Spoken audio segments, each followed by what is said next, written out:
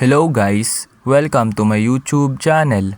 Ngayon ay tuturuan ko kayo kung paano mag-log out sa ChatGPT. Una, pindutin lang ang ating ChatGPT. Ayan, then kapag naklik nyo na yan ChatGPT, may mapapansin kayo dito sa upper part sa left side yung 2 lines.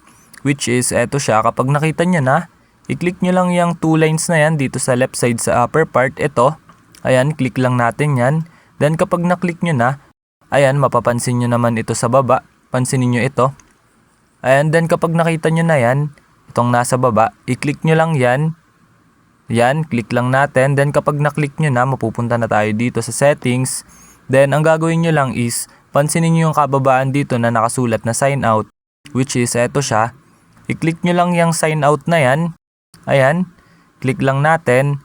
Then kapag naklik na natin, maglo-loading yan. Then babalik yan dito. Ayan, wait lang natin.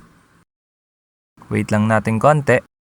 Ayan, then kapag nagganto na, ayan, nakapag-log out na tayo. Kapag ito na yung lumabas, ayan, nakapag-log out na tayo dito sa ChatGPT.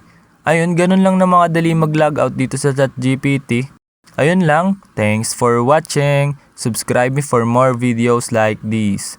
Thank you.